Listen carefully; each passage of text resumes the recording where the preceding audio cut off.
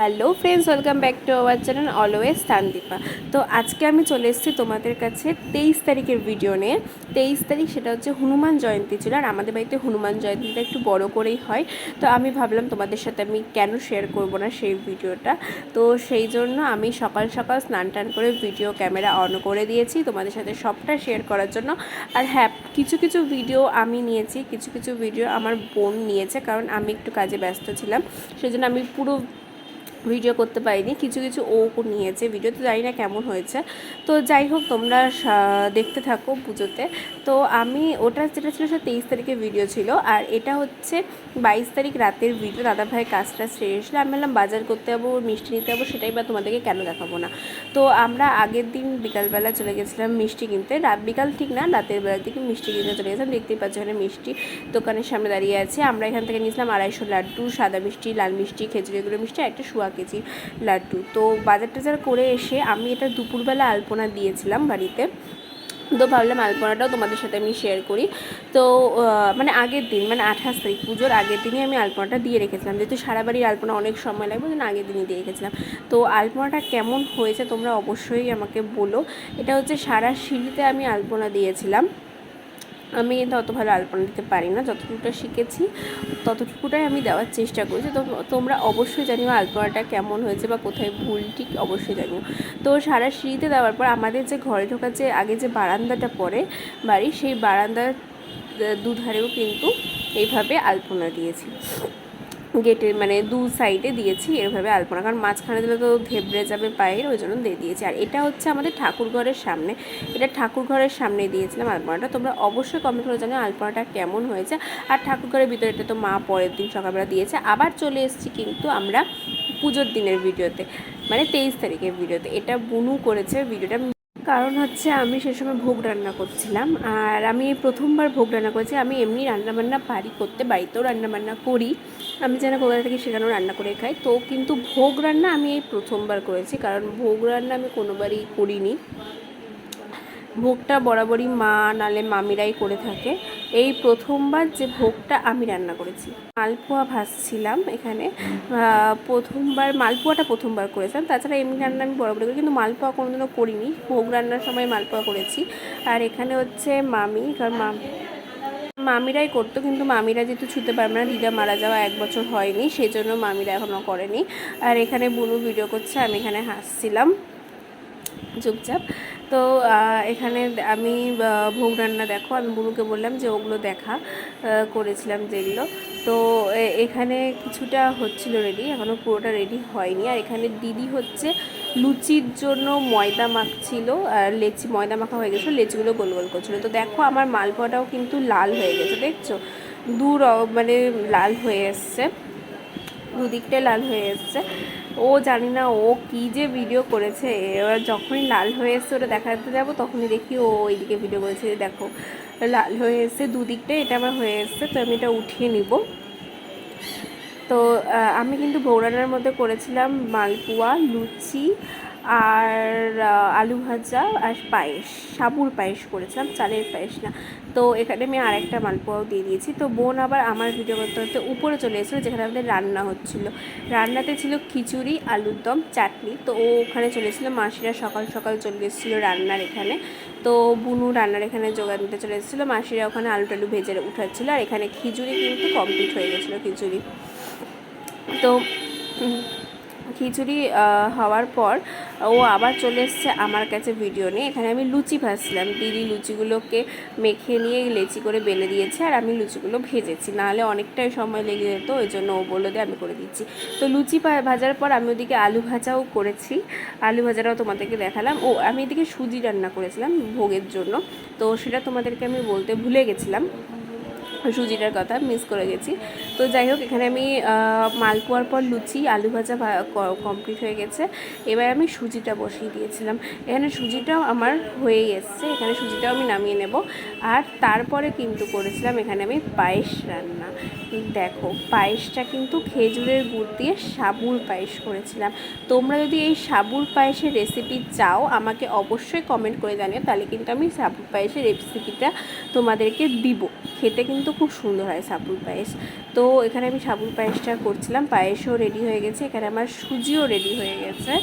তো দেখো এখানে আমি ঘট বসানোর জন্য সিঁড়ির ওখানে আমি এখানে ফুল দিচ্ছিলাম, আলপনার ওইখানটাতে ফুল দিচ্ছিলাম, আর এদিকে ঘরটা নিয়ে নামছিলাম। মানে ওদিকে আমার রান্না ভোগের কাজ কমপ্লিট হয়ে যাওয়ার পর আমি পুজোর কাজে মাকে যতটা পেরেছি হেল্প করেছি।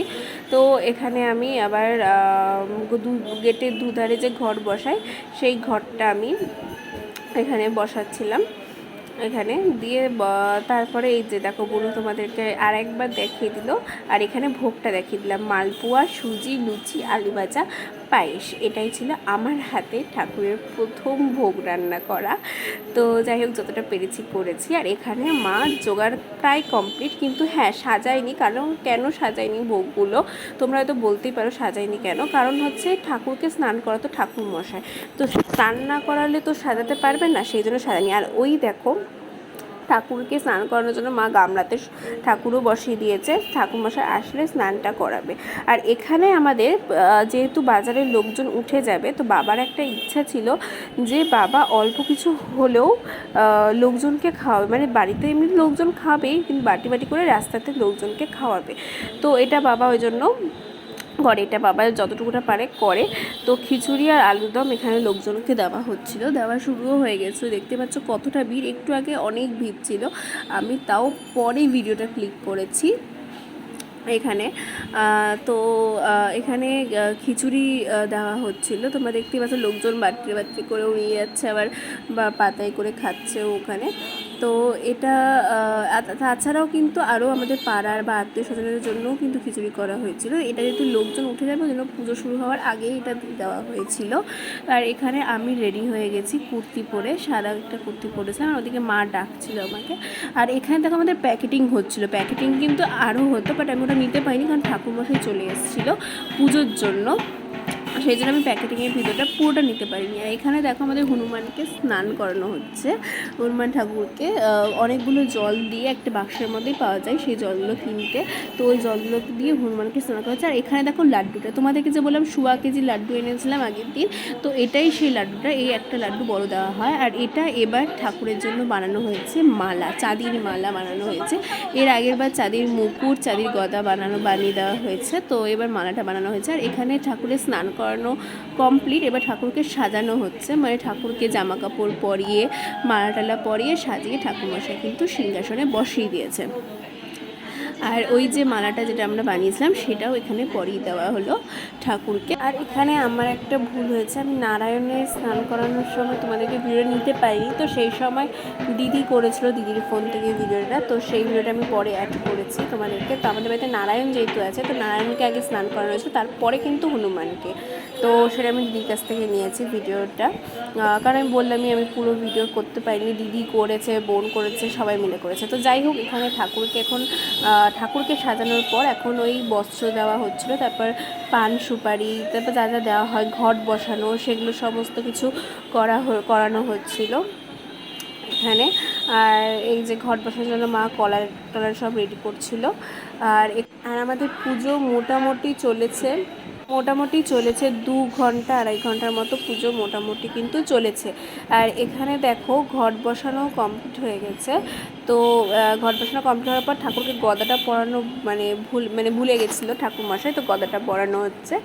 আর এখানে যজ্ঞের জন্য সমস্ত কিছু রেডি করছেন একটা ঠাম্মা। আর এখানে দেখো সমস্ত কিছু কিন্তু পরপর সাজানো হয়ে গেছে, দেখছো সমস্ত ভোগ রান্না, তারপর মিষ্টি লাড্ডু সমস্ত কিছু যা যা ভোগ দেওয়া হয়েছিল, মক্ষিত ফলমূল নাড়ু, মিষ্টি লুচি পায়েস যা যা ভোগ দেওয়া হয়েছে সব দেওয়া হয়েছে। ওদিকে কিন্তু মক্ষিত এই দেখো এদিকেও সমস্ত মানে পুরোটা ঠাকুরঘরে ভোগেই ভরে গেছিলো। আর এখানে তারপরে বাবাও বসে গেছে পুজোর জন্য, বাবাও বসে গেছিলো পুজোতে।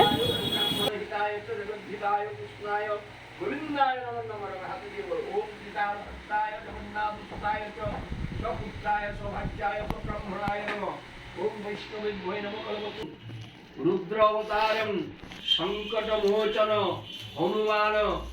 তো এখানে যজ্ঞ হওয়ার পর এখানে এখন আরতি শুরু হয়েছে, তো এখানে আরতি হচ্ছিল। তো তোমাদেরকে বললামই 2.5 ঘন্টার মতো পুজো হয়েছিল আমাদের। তো আমি যতটা পেরেছি তোমাদের সাথে পুজোটা আমি শেয়ার করেছি।